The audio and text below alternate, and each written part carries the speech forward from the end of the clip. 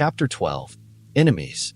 It is in some ways more troublesome to track and swat an evasive wasp than to shoot, at close range, a wild elephant. But the elephant is more troublesome if you miss. C.S. Lewis, The Screwtape Letters. You're making good progress. Along the way, you've fucked OV colleagues, but most or some of the people sore at you don't count as real enemies. Neither do those who are trying to take what you have or want. That's just competition. These are the normal jostlings of life. And while they may get a little rough, be careful who you identify as an enemy, with the above notable exception of the person across from you in a cell situation. They're not going to throw a poison ninja star at you in the fog of night. So get over yourself. Resist concocting an overly dramatic scenario for the flair of it, as in, he's out to get me. Probably, he's not. Elevating someone to enemy status who doesn't truly deserve it is totally pointless and exhausting. When in doubt, just keep moving. If you make them an enemy, you'll have to defend against an enemy, instead of just secretly being annoyed at the little shitbag who snagged your coveted parking spot. Enemies are tiring and will seriously tax your self-control. A proper enemy is something else. They want to skewer you through the eye with a fondue fork and are bent on discrediting and exposing you. They require special measures.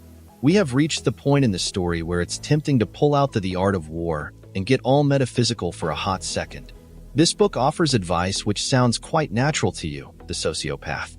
Appear weak when you are strong, and strong when you are weak. Let your plans be dark and impenetrable as night, and when you move, fall like a thunderbolt. In the midst of chaos, there is also opportunity, etc.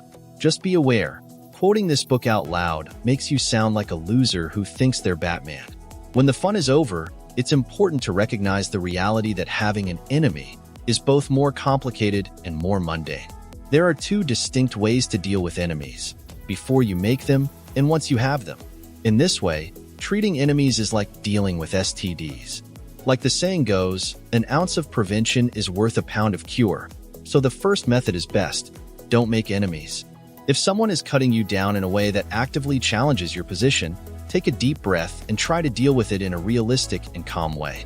It's a lot less dramatic than what you might have expected. Enemies are for war. This is about keeping your head cool and avoid falling into the Hollywood mortal enemy narrative trap, which is great for cinema but terrible for your sleep cycle. In short, 2 rules of thumb for enemies. 1. Avoid making enemies when possible. 2. Don't prematurely conceive of someone as an enemy just because they irritate you or you hate them. If you do find yourself with a proper enemy, stall getting into a fight for as long as you can. Use him to strengthen yourself.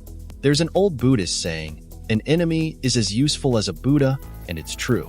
In The Act of Will, Robert Assagioli suggests using this teaching as a bulwark against time wasters, as they teach us the art of courteous but firm refusal to engage in unnecessary conversation. To be able to say no is a difficult but useful discipline. Philosopher Emile Cioran puts the use of an enemy as Buddha more bluntly in The Trouble with Being Born. Our enemy watches over us, keeps us from letting ourselves go.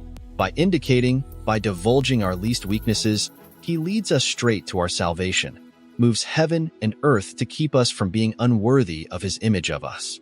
Hence, our gratitude to him should be boundless.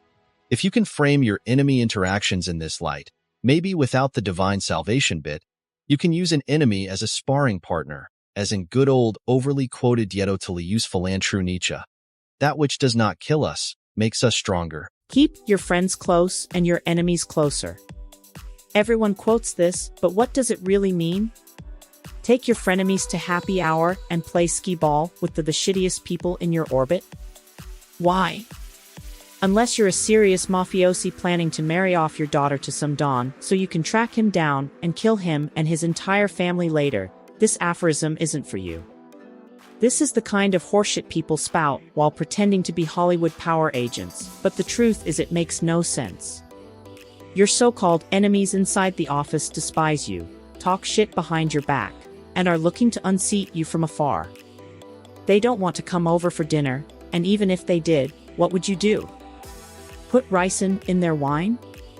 They're just nasty jerks who want to get their grubby paws on what you have, so our best course of action is to treat them like any other climber jostling for your space. Do not give anyone special enemy status. Unless they really deserve it. Enemies outside the office are constantly trying to learn what you and your company are doing. In this case, it can be entertaining to go head-to-head for a power lunch and try to pry information out of each other, but the idea of them being a friend and keeping them close, especially for someone like you, is a risky and terrible idea. Besides, Sun Tzu never said it.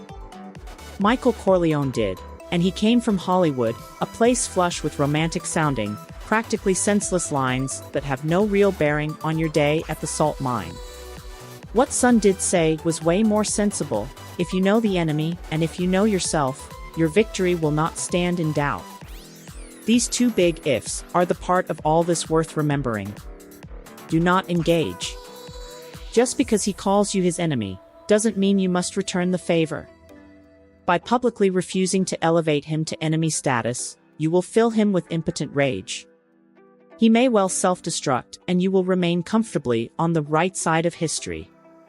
If you must engage, there are many previously discussed ways to confound and incite outrage. Here are a few we haven't already covered. Active measures. This is a Russian KGB term used to describe secret maneuvers that go well beyond surveillance and into active subversion. For example, hacking and releasing DNC emails, breaching the Florida voting booths, contacting Trump's campaign, etc. It is the use of leaks and disinformation to undermine the integrity, the confidence of your adversary. It's a purely negative campaign intended to simply tear down your enemy. Think of it as a political version of FUD. In this past election cycle, Putin wanted to show that the West is just as hypocritical, as cynical as Russia, that the system is as rigged here as it is there. The dirtier and messier our election was, the better. That's the key to active measures: keep focused, simple. Do not link it to lifting yourself up, simply tear the other guy down. And let public opinion do the work for you. Active measures are not new. Since World War II, the KGB has targeted public figures such as Herbert Hoover and Martin Luther King Jr. and donated more than $1 billion of secret funds to foment the anti-Vietnam protests in the United States. All while making everybody think it was their own idea. Science has backed up philosopher Blaise Pascal's claim that people are generally better persuaded by the reasons which they have themselves discovered than by those which have come into the mind of others. Fomenting doubt is fun, fomenting incorrect certainty is even more so. Compromat. Another, more aggressive form of the teardown also comes to us courtesy of the KGB. It takes a little more planning, involving the fabrication and planting of compromising material intended to discredit your opponent. The clandestine nature of compromat is what makes it effective and powerful. According to the New York Times, old-style compromat featured doctored photographs, planted drugs, grainy videos of liaisons with prostitutes hired by the KGB, and a wide range of other primitive entrapment techniques. But it's not just the KGB. The same article cites that Russian hackers post offers on clandestine websites to plant child pornography in order to ruin reputations or get someone arrested. The going price for such a job is reportedly $600, paid in bitcoins. Learn from the best, get your untraceable currency handy, and set up a cyber teardown. Gaslighting. This is a classic form of psychological manipulation as described in Patrick Hamilton's 1938 play Gaslight, and the film adaptation Gaslight, and is most effective in close relationships which suffer little outside influence, light, or air. Its effectiveness is dependent on making the other person think they're crazy, while feigning concern for their well-being and sanity. While not exactly a breakroom staple, it is another indication of how effective sowing doubt can be in destabilizing someone else. It's also very difficult for someone to prove you are doing it, and is a fun word to throw around. As in, why are you gaslighting me? What? I totally sent you the files. I didn't get them. Why are you fucking with me? That's weird. I'm not fucking with you. You're being really weird. Where does this weird yet well-known term come from? In the play, The wife who is being gaslighted hangs on to the one piece of empirical evidence she has to prove that her husband is baiting her, the gaslight. I can tell everything by the light of the gas. You see the mantle there. Now it's burning full. But if an extra light went on in the kitchen or someone lit it in the bedroom, then this one would sink down. It's the same all over the house. Every night, after he goes out, I find myself waiting for something. Then all at once I look round the room and see that the light is slowly going down. Then I hear tapping sounds. I would go all over the house to see if anyone had put on an extra light, but they never had. It's always at the same time, about 10 minutes after he goes out. That's what gave me the idea that somehow he had come back and that it was he who was walking about up there.